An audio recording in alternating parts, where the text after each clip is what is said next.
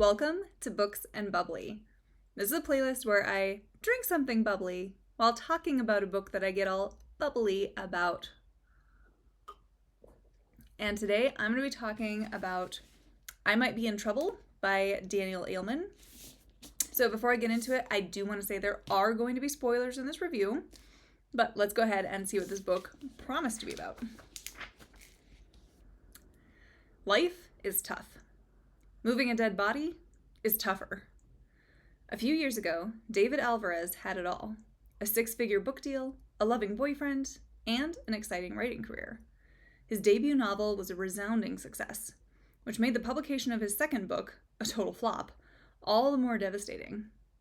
Now, David is single, lonely, and desperately trying to come up with a great idea for his next manuscript. One that will redeem him in the eyes of readers, reviewers, the entire publishing world, and maybe even his ex-boyfriend. The issue is, good ideas are hard to come by, and the mounting pressure of a near-empty bank account isn't helping. But when David connects with a sexy stranger on a dating app, he figures a wild night out in New York City may be just what he needs to find inspiration. Lucky for him, his date turns out to be handsome, confident, and wealthy. Not to mention the perfect distraction from yet another evening staring at a blank screen. After one of the best nights of his life, David wakes up hungover, but giddy, only to find Prince Charming dead next to him in bed. Horrified, completely confused, and suddenly faced with the implausible but somehow plausible idea that he may have actually killed his date, David calls the only person he can trust in a moment of crisis. His literary agent, Stacy. Together, David and Stacy must untangle the events of the previous night, cover their tracks, and spin the entire misadventure into David's career-defining novel. If only they can figure out what to do with the body first. So this was basically like Weekend at Bernie's, except it starts off with a grinder date and ends with the protagonist writing a book about his shenanigans. In a way, this felt so meta, as the protagonist is a young gay author, and there's a point where the protagonist could be named Daniel. Daniel Aleman compared to the protagonist, David Alvarez. I see you, Aleman. And then the protagonist in David's book is named Daniel. Like, I watch a lot of true crime, and there are a few, videos out there about killers writing about the crimes they committed. I'm keeping an eye on you, Aleman. I see what you're doing. I mean, I'm kidding. But it just towed the line of being clever without being cringe. And all in, I kind of liked the little meta world he created and the nods to his own life, and it kind of just felt like he was winking at me from the pages, but I didn't mind it. I thought it was kind of fun. So the jacket copy kind of gives away the setup that David had a great date, and then wakes up the next morning, and his date is no longer in this world. He panics and doesn't know what to do. Now, I will say that I did struggle a bit here. I know it's a story. I know it's dark humor, and we want to get to the corpse comedy, but I didn't feel his reasons for not calling 911 were strong enough.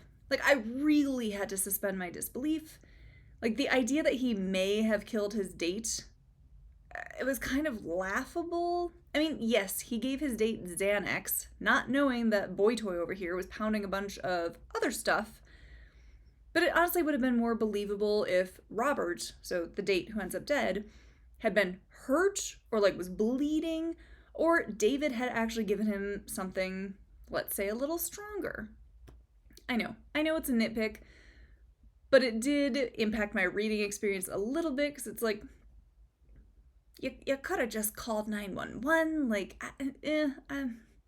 Again, I understand we need the setup for the dark comedy, but give me a better reason to believe why he shouldn't call 911.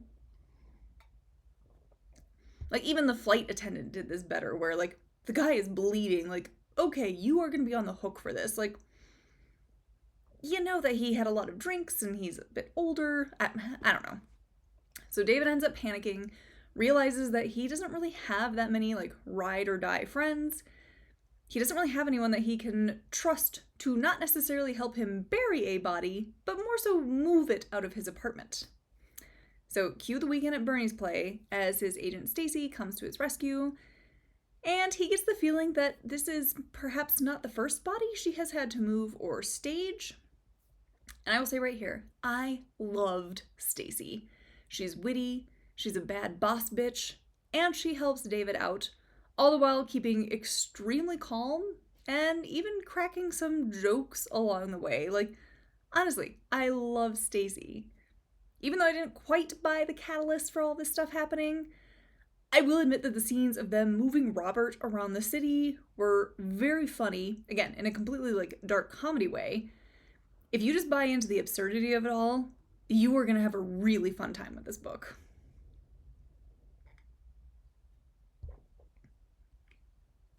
So they try to put Robert back in his hotel room at the plaza, but Robert's husband is there. So David pretends to be housekeeping and basically runs as fast as he can out of there. Fortunately for them, Robert had a second hotel room at the Hilton, so they're able to put him to bed there and basically wait for someone else to discover him. So Stacy recommends David, who again is a struggling author after his second book was not exactly a bestseller, and he's basically now burned through his advance. She recommends that he use this experience to write a third book and make his comeback.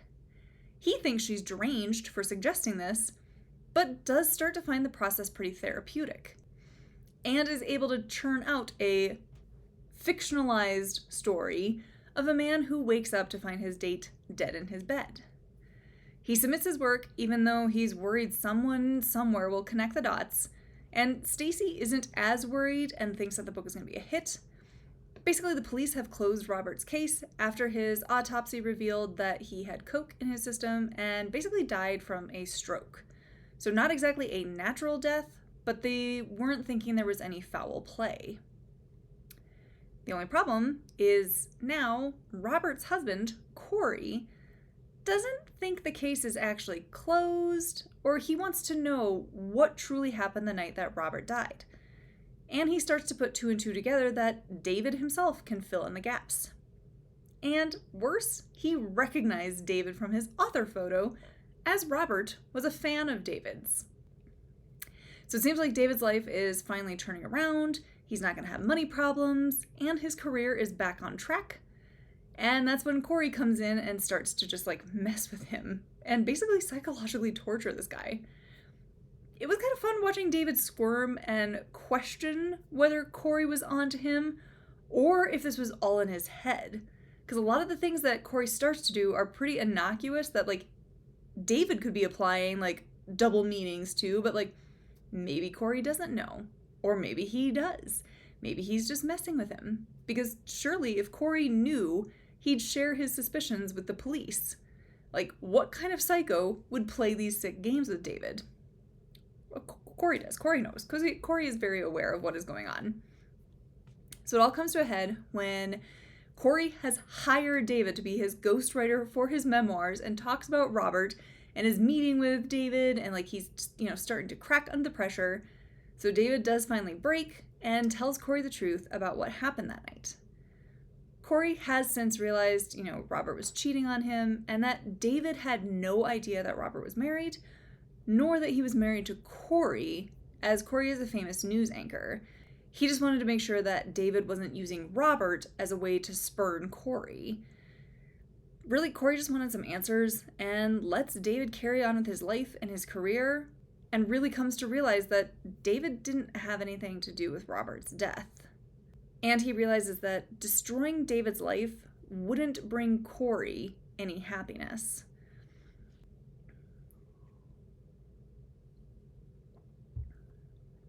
So David's book gets published, he and Stacy are closer than ever, and David is starting to build the life that he wants for himself. There's this whole other subplot involving David finally confronting his father, as David feels he was left to drown in his own feelings after his mom passed away unexpectedly. His dad wasn't really there for him and then got remarried to a truly horrible woman and often takes her side against David. His dad has kind of moved on with his new wife. They have a son together. And so David just feels like, okay, like what is my point in this relationship anymore? Because you kind of abandoned me when I was a teenager, and you don't really seem to care about me now or be proud of who I am. So it's really great to see David unburden himself from these emotions that have really been holding him back and down, and to be honest with his father for once. And that's really what leads me to what I really loved about this book. The themes in this are fantastic. This book covers a wide range of themes, including like careers and what we're passionate about, relationships, again, not just romantic, but those that we have with our family and friends, taking accountability, and believing in yourself, and picking yourself back up and trying again. I really love the exploration of the idea that we expect to accomplish a goal and then life is just going to be perfect. We've arrived. But then what? We're not done living just because we achieved a goal. What do we do now? And is it okay to not be totally happy after having your dreams come true? We know David's a writer, and he has basically made that his entire personality. It's his entire life.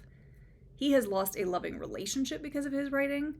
He doesn't feel close to his family or have any friends, so he basically clings to his writing and has wrapped himself up in this identity. But having his second book flop totally destroyed that identity. What if he isn't good? What if this thing that he has made his entire life, he's an actual failure at? What does that mean? How could his life still have meaning if he does not have his writing? And it was a really good theme that really got explored. I also love the humor and casual tone in this. It felt like my friend David was just telling me this story. I laughed out loud several times at David's internal monologue, and he just felt very real and relatable, and I really connected with him. He can be awkward and is insecure, but also knows what he wants and admits when he's wrong, and seems to be very realistic about how he needs to change his ways to be happier in life. That he can't put that on other people or external things. He has to own that. So I really loved that. I really loved him. And again, I really love Stacy. The pacing is also pretty good in this. I felt we had a nice rhythm of action scenes and then introspection. And I can honestly say that I was never bored while reading this, nor did I really feel that it lagged in the middle. I ended up giving this 4 out of 5 stars. It was bingeable, funny, and quite moving. I guess I'm really just in like my literary fiction era, as I loved this, and definitely better now. Am I moving out of my thriller girly era? I doubt it, but this was definitely a great read, and I am really looking forward to more from Aleman. It honestly wasn't until I read his bio at the back that I was like, his name sounds really familiar, and this book title sounds familiar, and I've got it on my to-be-read shelf. I think I got his book, Indivisible, from my Scribbler book box, so at least I have another Aleman book on my shelves to read, although I do think that one is YA, and this was his foray into adult fiction, and I really liked this, so hopefully I will also really enjoy his YA writing. But if you have any recommendations for other dark comedies, I would love to hear about them. Drop your suggestions in the comments below. Otherwise, thanks for joining me for Books and Bubbly.